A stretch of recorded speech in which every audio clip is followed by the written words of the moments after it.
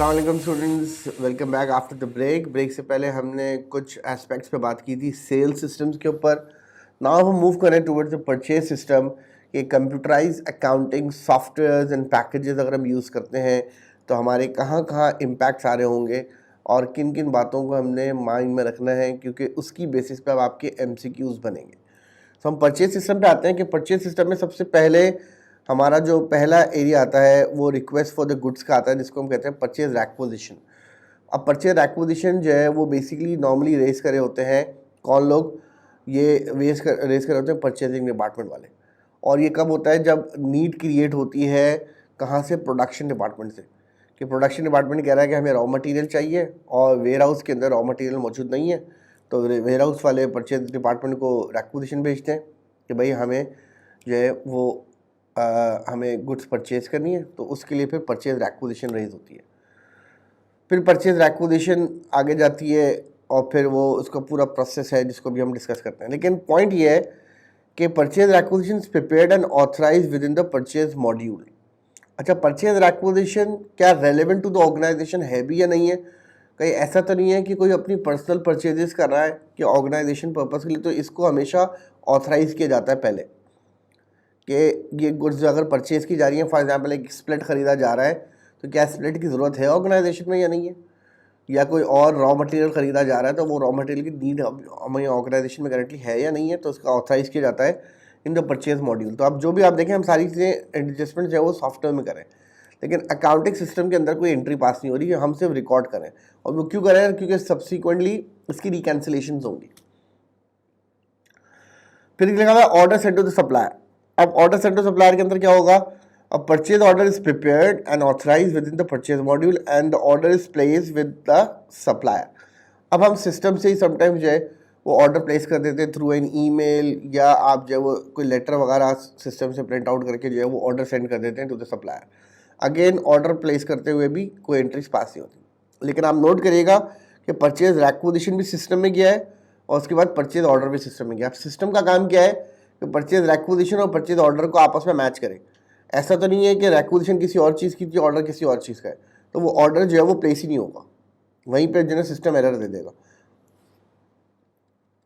आगे मूव करते हैं हम लोग। अगेन कोई एंट्रीज नहीं होंगी यहाँ पे। Good receive from the supplier. अच्छा, अब क्या हुआ है, हमने ऑर्डर प्लेस कर दिया, अब सप्लायर ने हमें गुड्स डिलीवर कर दिए। जब सप्लायर गुड्स डिलीवर करता है तो हमारे पास गुड्स रिसीविंग नोट GRN जो हम क्रिएट करते हैं। तो ware staff creates a goods receiving note GRN in the purchase module and a two-way match is automatically performed by the system। अब ये सिस्टम मैच क्या कर रहा है कि जो ऑर्डर किया तो वही गुड्स आई है या नहीं आई है, तो जो GRN है वो बेसिकली हमारा सिस्टम के अंदर ही एंटर होगा, जो हम क्रिएट करेंगे जो गुड्स आई है उसकी बेसिस के ऊपर। और वो नॉर्मली होता क्या है कि सामने वाला जो गुड्स डिलीवर करेंगे उस डिलीवरी नोट की कॉपी हम क्रिएट कर देते हैं। तो based on the delivery note हम अपना GRN इन हाउस क्रिएट करते हैं, तो हमारे पास इस बात का प्रूव होता है कि हमारे पास इतनी गुड्स रिसीव हुई हैं। और जब हम सिस्टम में एंटर करेंगे तो वो परचेज मॉड्यूल के साथ परचेज ऑर्डर के साथ मैच करेगा। अगेन कोई एंट्री पास नहीं होगी यहाँ पे भी। This may lead to the creation of the goods receive not invoiced accrual, but we will not consider this in FA। अच्छा, यहाँ पे जब हमारे गुड्स आई हैं तो गुड्स आने पे हमें बेसिकली इसको एक्रूअल बेसिस पे रिकॉर्ड करना चाहिए, क्योंकि गुड्स रिसीव हो गई हैं तो हमें परचेज रिकॉर्ड कर देनी चाहिए। लेकिन हम परचेजेस को रिकॉर्ड कब करते हैं? जब हमारे पास परचेज इनवॉइस जो है वो आती है फ्रॉम द सप्लायर। तो ये कह रहा है जिसमें lead to the creation of the goods receive not invoiced accrual, but will not consider this for FA and FA। अच्छा, फिर कह रहा है सप्लायर इनवॉइस। FA का मतलब हमारा अकाउंटिंग के पेपर की बात होगी। Supplier invoice receive from the supplier. अब इनवॉइस हमारे पास आई है सप्लायर की तरफ से। Accounting staff take the purchase invoice and input the purchase into the purchase module. A three way match is performed automatically by the system. अब क्या हो रहा है कि जैसे ही मैंने परचेज इनवॉइस सिस्टम में इनपुट की तो परचेज इनवॉइस को वो मैच करेगा पीछे GRN से और परचेज ऑर्डर से। अब GRN और परचेज ऑर्डर से जब वो मैच करेगा तो उसको क्लियर हो जाएगा कि जो गुड्स हमारे पास इनवॉइस हुई है, वरना ऐसा भी तो हो सकता है ना कि गुड्स मेरे पास कोई और रिसीव हुई है और इनवॉइस किसी और की बन के आ जाए। या इनवॉइस किसी और प्राइस पे बन के आ जाए जो एग्रीड प्राइस ही नहीं थी मेरी आपकी। फॉर एग्जाम्पल मैंने आपसे एग्री किया था इन द ऑर्डर कि भाई हम इतने वैल्यू पे हम परचेस करेंगे आपसे, और आपने ओवर इनवॉइसिंग कर दी या अंडर इनवॉइसिंग कर दी, या क्वांटिटी में मसला है, या डिस्क्रिप्शन ऑफ द प्रोडक्ट में मसला है कि मैंने जो है वो रॉ मटेरियल के तौर पे प्लास्टिक मंगवाया था, आपने रॉ मटेरियल जो है वो आयरन के तौर पे डिलीवर कर दिया। तो it could be any sort of discrepancy, वो फॉरन आइडेंटिफाई हो जाएगी अगर ऐसा कुछ होगा। तो सिस्टम आपके बिहाफ पे ये काम कर रहा है। अब प्रीवियसली ये काम बहुत डिटेल में करना पड़ता था इंटरनल ऑडिटर को और फिर एक्सटर्नल ऑडिटर को, लेकिन अब क्या हो रहा है कि ये सिस्टम जो है ये सारे काम खुद करना शुरू कर देगा। सिस्टम अपनी मर्जी से ये सारे काम बना लेता है। फिर क्या रहा है, automatically the system recognise the purchases. अब परचेज इनवॉइस सिस्टम में एंटर होते ही वो परचेज भी रिकॉर्ड करेगा, वो अकाउंट पेबल भी रिकॉर्ड करेगा, रिलेटेड सेल्स टैक्स भी होगा वो भी एडजस्ट करेगा, फिर इंडिविजुअल अकाउंट्स भी अपडेट हो जाएंगे और कंट्रोल अकाउंट भी अपडेट हो जाएंगे। ये सारी चीज़ें at the same time perform हो जाएंगी। अब इनके रेलेवेंट टी अकाउंट्स भी बन गए, इसकी एंट्री जो है वो टोटल की बेसिस पे ट्रायल बैलेंस में भी चली गई, और अगर आप पीएनएल बैलेंस शीट पे इंपैक्ट देखेंगे तो purchases cost of goods sold में चार्ज हो जाता है इन द इनकम स्टेटमेंट, और जो अकाउंट पेबल अगर outstanding at the year and तो वो बैलेंस शीट पे करंट लायबिलिटी में रिपोर्ट हो जाएगा अकाउंट पेबल। और सिमिलरली अगर टैक्स भी पे नहीं किया है टू द गवर्नमेंट, क्योंकि सेल्स टैक्स हम गवर्नमेंट को पे करते हैं, तो उसका अगर इनपुट वैट होगा परचेज के केस में तो वो हमारे पास एज एन एसेट आ रहा होगा, रिकवरेबल टैक्स है। अगर आउटपुट वैट होगा तो वो करंट लायबिलिटी में आ रहा होगा। आउटपुट वैट सेल्स पे होता है, मैं ज़रा क्लैरिटी कर दूं, और इनपुट वैट हमारा परचेजेस पे होता है। If the input VAT is greater than the output VAT then the VAT is recoverable, तो रिकवरेबल वैट हमारा एसेट होता है। And if the output VAT is greater than the input VAT then the VAT is payable, और payable VAT हमारी liability होती है। और अगर आपने सेल्स टैक्स का अभी तक टॉपिक नहीं पढ़ा तो ये बात आप इग्नोर कर सकते हैं फिलहाल, बाद में इसको दोबारा रिकन्सिडर करिएगा after starting the sales tax topic. Payment to the supplier, supplier को अब मैं पेमेंट कर रहा हूँ। Accounting staff make the payments and send the remittance advice to the supplier. Remittance advice क्या होती है कि हम मेंशन कर रहे होते हैं सप्लायर को मैं कौन कौन सी इनवॉइसेस की पेमेंट कर रहा हूँ, which invoices are now being paid. For example we have 10 invoices outstanding, लेकिन मैं उसमें से अभी राइट नाउ 2 इनवॉइसेस की पेमेंट कर रहा हूँ। तो वो 2 इनवॉइसेस जो हैं वो मैं मेंशन करूंगा इन द पेमेंट्स कि मैं इन 2 इनवॉइसेस की पेमेंट कर रहा हूँ। That is called remittance advice, कि जो मैं पेमेंट कर रहा हूँ उसकी इन्फॉर्मेशन दे रहा हूँ। रेमिटेंस एडवाइस मतलब क्या है, पेमेंट की information. As the bank is not integrated, a manual journal entry is processed to update the trade payable and the bank account. आप सबको पता है जब हम एंट्री करते हैं तो पेबल को डेबिट करते हैं, बैंक को क्रेडिट करते हैं, तो ये एंट्री आपको सिस्टम में करनी पड़ेगी खुद। The individual supplier account in the detailed listing of the supplier is manually updated using the same data. The individual supplier account जो होगा हमारा in the detailed listing of the supplier is manually updated using the same data. तो individual account जो है वो हमारा वो भी अपडेट हो जाएगा। वैसे होना तो ऑटोमेटिकली चाहिए, क्योंकि जब मैं एंट्री कर रहा हूँ सिस्टम के अंदर तो आपका जो सिस्टम है वो खुद सप्लायर की पेमेंट्स को जो है वो रिकग्नाइज कर रहा होता है। In the detail listing of the supplier is manually updated using the same data. अच्छा, अब ये कह रहा है कि आपको मैनुअली अपडेट करना पड़ेगा सप्लायर अकाउंट के अंदर। अच्छा, ये आप अगर अपना कोई पर्सनल आपने लिस्ट मेंटेन की हुई है सप्लायर अकाउंट की कि मुझे सप्लायर्स को कितनी कितनी पेमेंट्स करनी है, तो अगर आप कोई मैनुअल काम कर रहे हैं तो उसकी बात इसने बताई हुई है कि उसको आप फिर मैनुअली अपडेट करेंगे। लेकिन जो चीज़ सिस्टम में अगर होती है तो सिस्टम के अंदर अगर आपने पेबल की एंट्री कर दी तो आप मेंशन कर देते हैं मैं इस सप्लायर को पेमेंट कर रहा हूँ, तो सप्लायर के लेजर्स ऑटोमेटिकली अपडेट हो जाते हैं। आगे आते हैं हम, request to return for the goods. अब हम बात करने जा रहे हैं परचेज रिटर्न की। तो परचेज रिटर्न का मतलब क्या है कि मैंने गुड्स परचेज किए हैं, गुड्स मुझे समझ नहीं आ रही, शायद कोई मसला क्वालिटी में है, शायद कोई मसला प्रोडक्ट के अंदर है कि मैंने मंगवाया कुछ और था निकला कुछ और, या प्रोडक्ट मैंने जैसी डब्बा खोला उसका बॉक्स ओपन किया तो उसमें से कोई और चीज़ निकली, मैंने कुछ और ऑर्डर किया था। तो it could be any sort of differences जो कि हो सकते हैं जिसकी वजह से हम फिर रिटर्न्स बुक करते हैं। A return form is prepared and send to the supplier.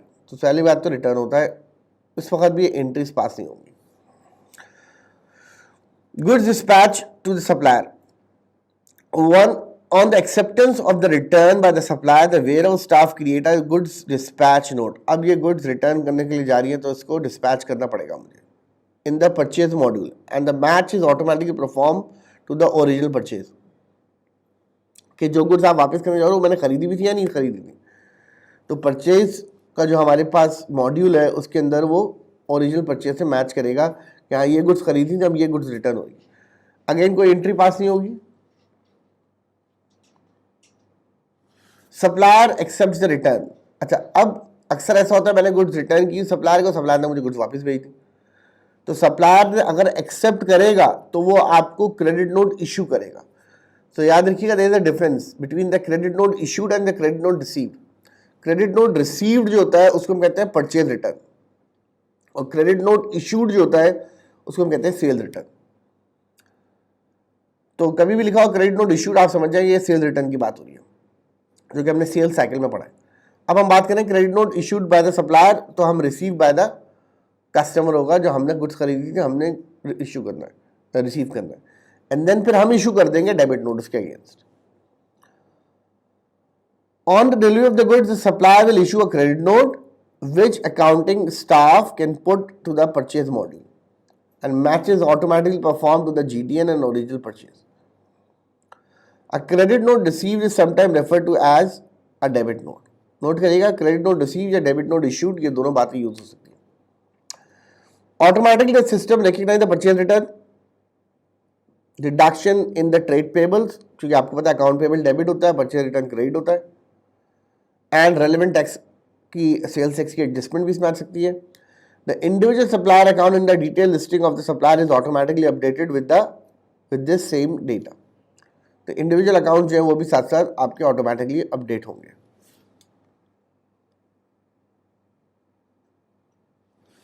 Refund instead of credit. On the receipt of the instruction from the accounting staff, the supplier will issue a refund and send the remittance advice.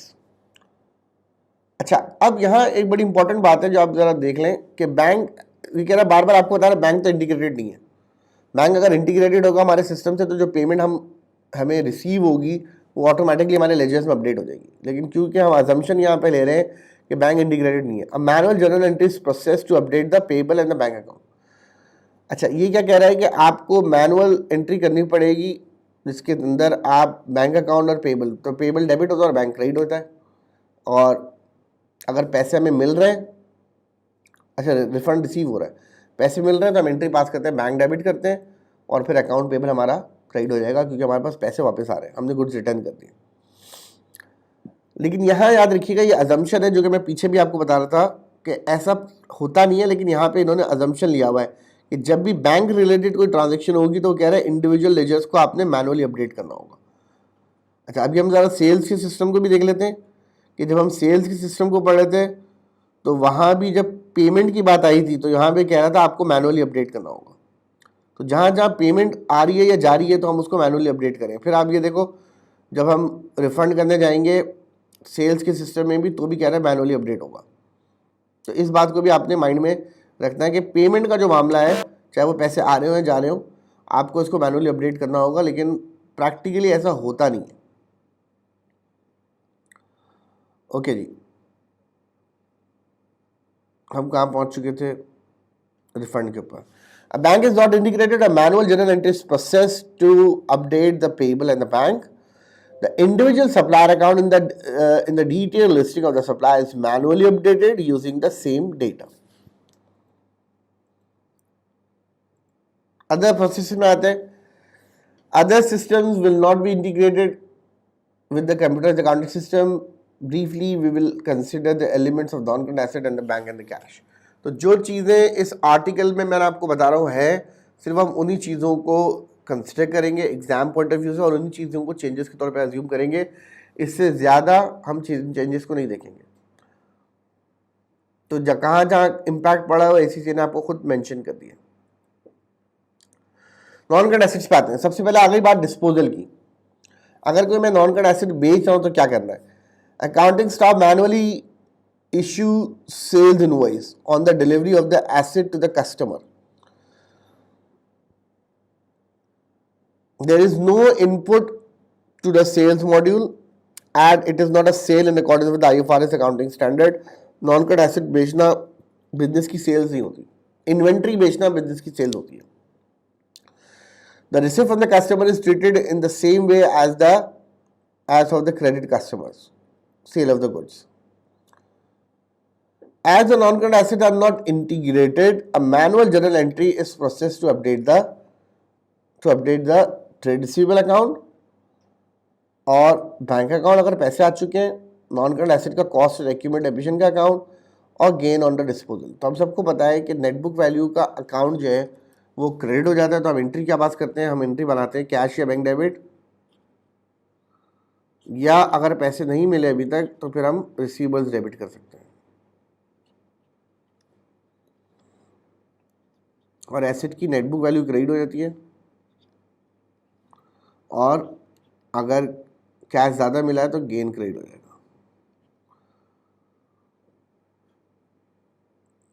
तो ये हमारी adjustments होती हैं. और net book value की जगह अगर आप इसको ब्रेक करना चाह रहे हैं तो एक्यूमुलेट डेप्रिसिएशन डेबिट होता है और कॉस्ट का अकाउंट क्रेडिट होता है. तो ये दो एंट्रीज भी आ सकती हैं अगर नेट बुक वैल्यू आप नहीं लेना चाहिए इसकी जगह.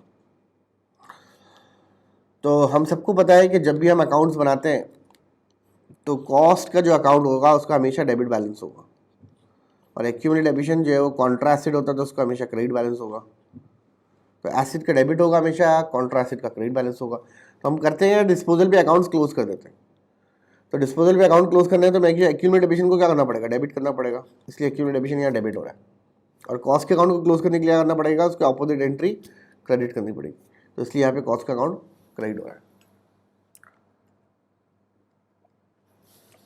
As the non-current assets are not integrated, a manual entry is processed to update the trade receivables, non-current asset, gain or loss and disposal. The non-current asset register is manually updated using the same data. तो आपको सारी जगहों पे manually जो है वो अब entries करनी पड़ेंगी. उसके बाद आगे के लेजर अकाउंट्स और उसके बाद इनकम स्टेटमेंट बैलेंस शीट खुद ब खुद बन जाती है.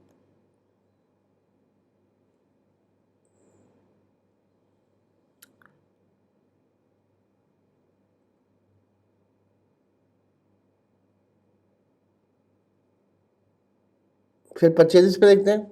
Accounting staff manually recognise the non current asset on the receipt. जब हम नॉन करंट एसेट रिसीव करते हैं तो अकाउंटिंग स्टाफ जो है वो उसको मैनुअली एंटर करेगा using the purchase invoice received. If there is no input to the purchase module as it is not a purchase of the goods or the service in accordance with IFRS accounting standard. तो ये purchase invoice business की purchases में count नहीं होगा, ये purchase of non current asset के तौर पे सेपरेटली रिकॉर्ड होगा. तो ये परचेज मॉड्यूल में एंटर नहीं होगा. The payment to the supplier is treated the same way as the credit customer. Payment to the supplier की एंट्री पे पास होती है. जब आप सप्लायर को पेमेंट करते हैं तो अकाउंट पेबल डेबिट होता है, कैश और बैंक क्रेडिट होता है. तो यही एंट्री गुड्स में भी होती है, यही हमारा नॉन करंट एसेट में भी होती है. तो पेमेंट का कोई मसला नहीं है. मसला ये कि क्या ये बिजनेस की परचेजेस में जाएगा या ये सेपरेटली अलग से रिकॉर्ड होगा. तो आपको पता है purchase of non current asset is capital expenditure. इसको हम कैपिटलाइज करते हैं, इसको हम परचेजेस को एक्सपेंस के तौर पे ट्रीट नहीं करते. तो जो गुड्स हम परचेज करते हैं उसको हम एक्सपेंस के हेड में बुक करते हैं जो कि कॉस्ट ऑफ गुड्स सोल्ड में चार्ज होती है. As the non-current asset is not integrated, a manual journal entry is processed to update the trade payables, non-current asset account. तो एसेट अकाउंट डेबिट होता है, हम सबको पता है. ट्रेड पेबल या कैश बैंक क्रेडिट होगा. तो ये मैनुअल एंट्रीज पास करनी पड़ेगी आपको. एक दफ़ा सिस्टम एंट्रीज हो जाती हैं तो बाकी लेजर अकाउंट्स और उसके ऑटोमेटिकली अपडेट हो जाते हैं. और फिर नॉन करंट एसेट रजिस्टर जो कि एक सेपरेट रजिस्टर मेंटेन होता है वो अलग से आप मेंटेन करोगे. The asset is depreciated once ready for the use. फिर कैश इन बैंक में भी आ जाती है आखिरी बात. Accounting staff recognize the cash receipt as notified via the remittance advice and evidence to the bank statement or the internet banking records. As the bank is not integrated, a manual journal entry is processed to update the bank. ये मैं multiple times बता चुका हूँ आपको कि bank की सारी entries manually होंगी. And the corresponding general ledger accounts, trade receivables, or assets, sale of non-current assets, etc. जो भी आपने गुड्स बेची है जिसके पैसे आ रहे हैं। पैसे किस चीज़ के आ सकते हैं बिजनेस में? या तो बिजनेस में पैसा आता है शेयर इशू करके, या कैपिटल जिसको हम कह सकते हैं बिजनेस के अंदर आ सकता है, या किसी इनकम से पैसा आता है बिजनेस के अंदर, या सेल्स करके पैसा आता है। अब सेल्स गुड्स की करते हैं तो बिजनेस की सेल्स कहलाती है, या कोई नॉन करंट एसेट बेचते हैं तो नॉन करंट एसेट के पैसे आ रहे होते हैं हमारे पास। पेमेंट्स हमारे पास जो होती हैं सेम बिल्कुल ऑपोजिट इसका होगा कि पेमेंट जो भी जो है वो मैनुअली अपडेट करना होगा, उसके बाद बाकी लेजर्स खुद ब खुद अपडेट हो जाएंगे। ओके, अब हम बिजनेस प्रोसेसेस एंड इंटीग्रेशन के ऊपर बिल्कुल समरी कर रहे हैं। जो चीज़ हमने पहले से पढ़ी हुई है इसकी कि उन्होंने समरी बनाई एक टेबल में, हम उस समरी को फाइनली देख रहे हैं। तो हम सबसे पहले बात करें sales and purchase, sale of the goods and services on credit के ऊपर राइट नाउ, कि मैं गुड्स बेच रहा हूँ या मैं सर्विस बेच रहा हूँ, उसके ऊपर बात हो रही राइट नाउ। अभी कह रहा है always fully integrated with the accounting, with the computerised accounting system. Sales का जो भी सिस्टम होगा, क्योंकि सेल्स इनवॉइस हम खुद क्रिएट करते हैं अपने सिस्टम से, हमारी सेल इनवॉइस बनती है, तो सेल्स इनवॉइस ऑटोमेटिकली सारे लेजर्स को अपडेट कर देती है, तो ये फुल्ली इंटीग्रेटेड होगी हमेशा। Briefly, this means that any credit sales invoice for the goods and services raised in the sales module, program और सिस्टम। अच्छा, ये बड़ी इंपॉर्टेंट बात है, एग्जामिनर कभी प्रोग्राम को वर्ड यूज़ करेगा, कभी सिस्टम को वर्ड यूज़ करेगा, कभी मॉड्यूल यूज़ करेगा, तो आपने कंफ्यूज नहीं होना, एक ही बात है सारी चीज़ें। Will be automatically recognise in the general ledger and in the customer account with the detailed listing of the customer balances. This is because the customer details will be entered when the invoice is generated in the accounting system. तो जब भी हम invoice create करते हैं तो customer की detail साथ साथ मेंशन होती है, तो वो ऑटोमेटिकली इंडिविजुअल लेजर्स भी अपडेट हो जाते हैं। Note, in the exam question, बहुत इंपॉर्टेंट पॉइंट है, the terms module and the systems can be used interchangeably. Examiner mention करा है, या तो मॉड्यूल बोलूंगा मैं या सिस्टम बोलूंगा, तो आपने परेशान नहीं होना। To the part of the accounting system which the user input information to, and exam questions may instead simply refer to the accounting system without specific reference to the exact part of that system the information is entered. ये आपको खुद sense होनी चाहिए कि अगर sales है तो sales module में एंटर हो रहा होगा, परचेज है तो परचेज मॉड्यूल में एंटर हो रहा होगा, और अगर नॉन करंट एसेट वगैरह है तो फिर उनके सेपरेट मॉड्यूल्स होते हैं नॉन करंट एसेट्स के। अब बात कर रहे हैं purchase of the goods and services on cash, on credit. Always fully integrated with the accounting sorry, always यहाँ पे हम आते हैं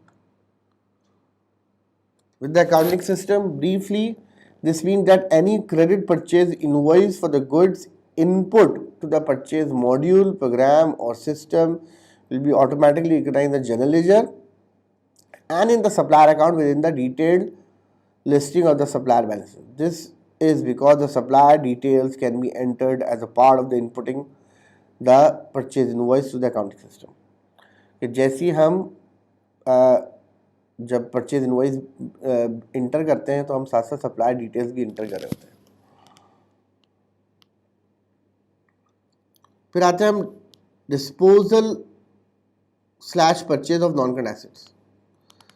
disposal purchase of non current assets are manually processed, इसको मैं कर देता हूँ, in context to the ACC qualification, meaning that the manual journal entry is required to recognize the disposal of purchase in the general ledger. Manual changes would be required to the non-current asset register. तो दोनों जगहों पे आप note करिएगा, चीज़ें integrated नहीं हुई होंगी। आपने नॉन करंट एसेट रजिस्टर में अलग एंट्री करनी है, और साथ साथ आपने जो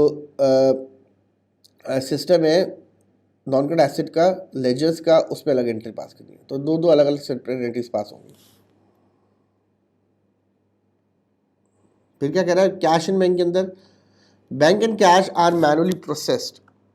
अगेन एसीसी की क्वालिफिकेशन के पर्सपेक्टिव से कह रहा है, in the context of the ACC qualification, meaning that the manual journal entry is required to any bank or cash receipt and the payments, this includes both the cash sales and cash purchases.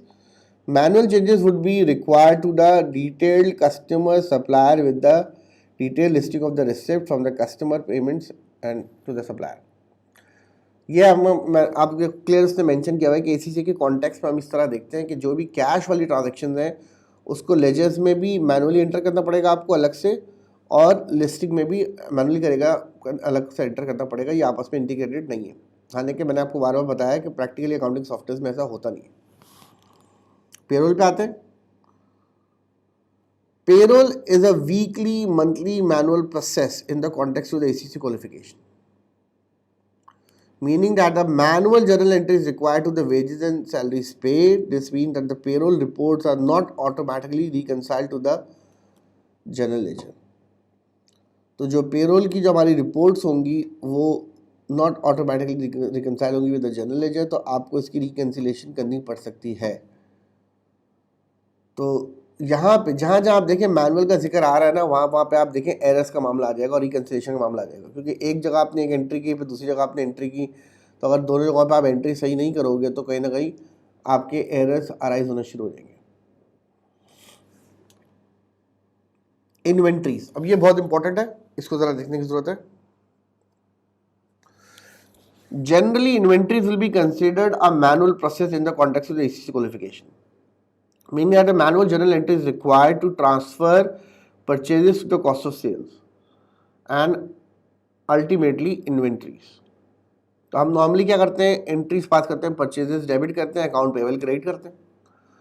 उसके बाद जब goods sell out हो जाती हैं तो उस वक्त हम एंट्रीज को पास नहीं करे होते।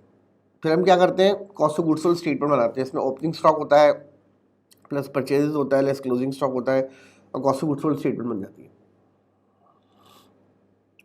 An exam question में specify that the inventory system is integrated. अब अगर inventory system जो है वो integrated है,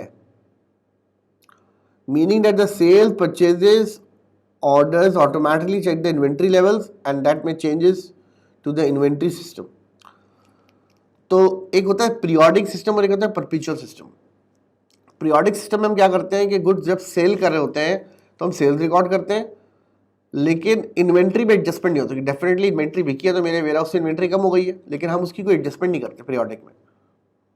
अब पूरा साल क्या करते हैं, purchases purchases purchases purchases record करते हैं, लेकिन जो गुड्स बिकती जा रही है उसकी कोई एडजस्टमेंट नहीं होती। तो सेल्स रिकॉर्ड होती है लेकिन कॉस्ट प्राइस में कोई एडजस्टमेंट नहीं होती। और फिर ए रेंट पे हम क्या करते हैं, सेल में से cost of goods sold minus करके ग्रॉस प्रॉफिट निकालते हैं, और कॉस्ट ऑफ गुड्स सोल्ड में ए रेंट पे कैलकुलेट करता हूँ ओपनिंग स्टॉक प्लस परचेजेस और क्लोजिंग स्टॉक में स्टॉक काउंट करता हूँ।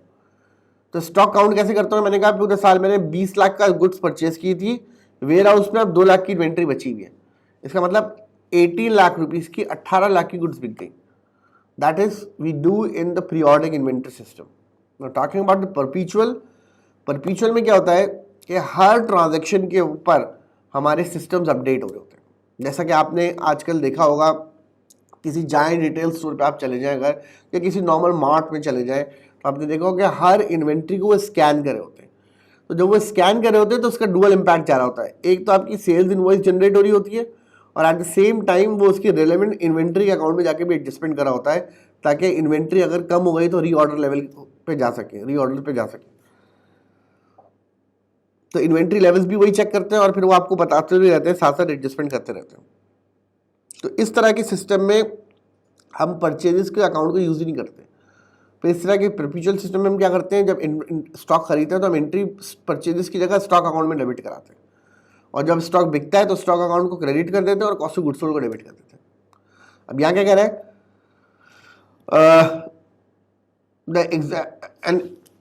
एन एग्जाम क्वेश्चन में स्पेसिफाई, ये पैराग्राफ पढ़ा सेकंड वाला, that the inventory system is integrated, meaning that the sale purchase orders automatically check the inventory levels and that any changes to the inventory system in the that is warehouse can be replicated in the computer's accounting system in the accounts department. This is specifically relevant when considering the errors in FA and control accounts, deficiencies in FAU and AA. Even in the integrated inventory system, the purchases and cost of sales and inventory transfers are still manual. कह रहा है inventory systems के अंदर अगर आप integrated system की भी बात करें तो आपको एडजस्टमेंट करनी पड़ेगी, तभी एडजस्टमेंट होगी। इन्वेंट्री बिकते ही इन्वेंट्री ऑटोमेटिकली अपडेट नहीं होगी। ये हम specific to the ACCA scenario में बात करें तो जो स्टॉक बेचेगा मुझे उसकी एडजस्टिंग एंट्री बनानी पड़ेगी, तो cost of goods sold debit होगा और स्टॉक जो है वो क्रेडिट हो जाएगा। या परचेज अकाउंट अगर है तो आपने परचेज अकाउंट को क्रेडिट करना, तो जो अकाउंट भी हमारे पास मौजूद है उसको हम, तो हमारी नॉर्मली क्लोजिंग स्टॉक की एडजस्टमेंट बनती है, हम स्टॉक डेबिट करते हैं और कॉस्ट ऑफ गुड्स सोल्ड को क्रेडिट कर देते हैं क्लोजिंग स्टॉक जब हम एडजस्ट करे होते हैं, क्योंकि क्लोजिंग स्टॉक माइनस होता है कॉस्ट ऑफ सेल में से। और ओपनिंग इन्वेंट्री के एडजस्टमेंट में क्या करते हैं कि हम कॉस्ट ऑफ गुड्स सोल्ड को डेबिट करते हैं और स्टॉक अकाउंट को क्रेडिट कर देते हैं जब ये क्लोज हो रहे होते हैं। So purchases, cost of sale and inventory transfer are still manual. तो ये हमारी कुछ अजम्पशंस हैं जो इन्होंने समराइज की हैं। So that's the end of this topic. Summary कह रहा है student should review all the relevant technical article for the changes to the computerised accounting system. Detail has been provided on these changes, but in this article we have expanded on the impact of the integrated systems in context of the business process for the both the financial accounting and audit subject areas. तो अगर कोई audit का paper भी दे रहा है तो उसके लिए भी ये चीज़ जो है वो रेलेवेंट है किसी हद तक। तो ये हमने टोटल आर्टिकल जो है वो साथ साथ कंप्लीट कर लिए अपने। इसके अलावा अगर मैं आपको दिखाऊं तो टेक्निकल आर्टिकल्स के अंदर अगर हम जाते हैं, अब चाहे आप FA1 का पेपर दे रहे हैं, आप FA2 दे रहे हैं या FA3 दे रहे हैं, there are certain technical article इसमें स्पेसिफिकली एग्जामिनर ने मेंशन किया है relevant from September attempt, relevant from September attempt. तो ये सारी वही चीज़ें हैं जो अभी हम कवर अप कर चुके हैं। Relevant from September attempt, relevant from September attempt, relevant from September attempt, और इसके अंदर उसने डिफरेंट इम्पैक्ट्स बताए हुए। मेजर जो चेंजेस थे वो मैं सारे कवर अप कर चुका हूँ। उसके बाद मैं चाहूँगा कि आप एक दफ़ा ये सारे आर्टिकल्स को एक दफ़ा गो थ्रू कर लें तो आपको 100% क्लैरिटी आ जाएगी कि क्या चेंज इनफैक्ट एग्जामिनर लेके आया। सो बहुत आसान समरी इसकी ये है कि आप मैनुअल अकाउंटिंग एंट्रीज जो कर रहे थे उस वक्त आप खुद लेजर्स में एंट्रीज करते थे और ख़ुद ही सारी चीज़ों को अपडेट करते थे। अब कंप्यूटराइज्ड अकाउंटिंग सिस्टम में आप इनपुट करोगे और वहाँ से बाकी चीज़ें खुद अपडेट होंगी। सही है, तो that's the end of this topic. I hope इस टॉपिक में आपको जो है वो चेंजेस को क्लैरिटी आपकी होगी। अगर किसी स्टूडेंट को फर्दर कोई हेल्प चाहिए, कोई गाइडलाइंस चाहिए तो you can reach me any time. मैं अपना कॉन्टैक्ट नंबर भी जो है वो आपके साथ शेयर करूँगा, उसके अंदर आप जो है वो मुझसे कॉन्टैक्ट कर सकते हैं। मेरा ईमेल एड्रेस भी अवेलेबल होगा आपके पास, तो ये स्लाइड आपको नज़र आ जाएगी मेरे कॉन्टैक्ट नंबर की और ईमेल एड्रेस की, तो उस पर आप मुझसे कॉन्टैक्ट कर सकते हैं और आप अपने रेलेवेंट टीचर से भी हेल्प